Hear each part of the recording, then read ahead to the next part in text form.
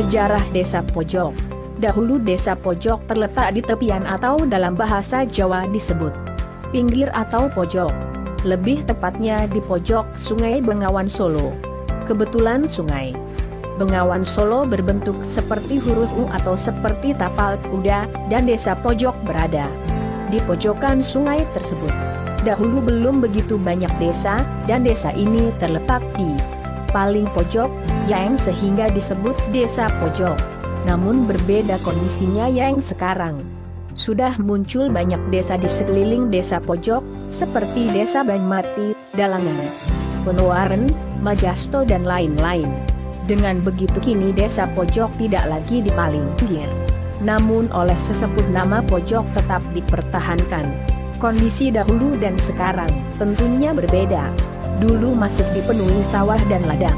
Namun sekarang sudah lumayan banyak rumah atau penduduk. Begitulah sedikit sejarah tentang desa pojok. Kebetulan kali ini bertemu dengan salah satu sesepuh, beliau bernama Simbah Harjani.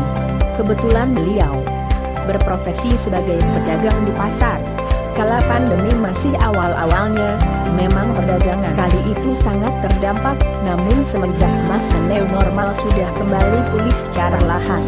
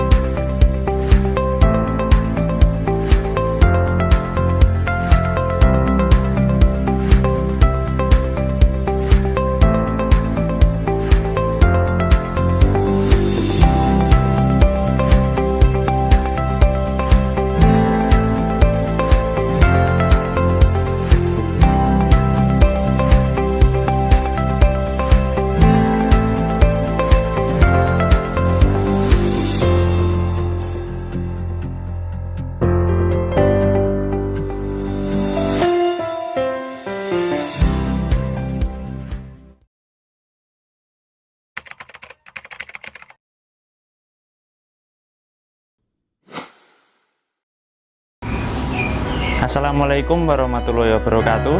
Perkenalkan, nama saya Lutfi Fani Aditya. Saya di sini akan menyampaikan cara bercocok tanam yang baik menggunakan polybag atau skala rumahan. Nah, dalam masa pandemi seperti ini, banyak masyarakat atau warga yang memulai bercocok tanam sendiri di rumah. Hal ini dikarenakan kita dituntut untuk keluar rumah seperlunya saja dan menghindari kerumunan atau keramaian. Nah, untuk memenuhi kebutuhan di rumah tangga atau masyarakat sudah memulai bercocok tanam sendiri di rumah menggunakan polybag atau pertanian skala rumahan. Nah, hal-hal yang perlu diperhatikan dalam bercocok tanam menggunakan polybag atau pertanian skala rumahan, yaitu yang pertama adalah media tanam.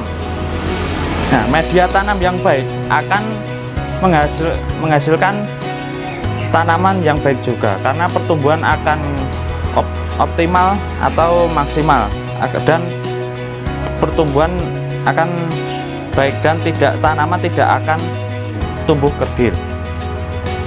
Nah, media tanam yang baik itu bisa terdiri dari tanah humus atau tanah gembur dicampur dengan arang sekam, campur terus sama kompos atau pupuk kandang, dan campur lagi dengan kapur pertanian atau dolomit, dan bisa juga ditambahkan lagi dengan cokopit atau serbuk sabut kelapa untuk menambah daya ikat air dalam tanah. Nah, media tanam semua tadi bisa dicampur dan didiamkan atau bisa dulu difermentasi menggunakan bakteri E4 atau M21 yang tersedia di pasaran. Nanti bisa difermentasi sekitar 4-7 hari sehingga bisa langsung untuk ditanami tanaman. Nah, yang kedua yang perlu diperhatikan dalam pertanian skala rumahan adalah pemupukan. Karena pemupukan yang sering terjadi di skala rumahan, saya masih menjumpai banyak kesalahan yang terjadi. Seperti penggunaan pupuk yang berlebihan, sehingga tanaman bisa layu atau malah mati. Nah, di sini saya akan menekankan penggunaan pupuk organik, baik berupa pupuk organik cair atau POC maupun pupuk organik granul atau POG. Nah, karena penggunaan pupuk organik di sini tidak ada efek sampingnya. Berbeda dengan pupuk kimia yang penggunaan kalau penggunaan terlalu banyak akan berefek buruk terhadap tanaman maupun lingkungan atau tanah. Kalau pupuk organik tidak akan memberi efek samping apapun. Dan penggunaan jangka panjang, tanah bisa menjadi lebih gembur atau lebih menjadikan subur terhadap tanaman. Nah, yang perlu diperhatikan lagi untuk pertanian skala rumahan atau polybag itu adalah perawatan.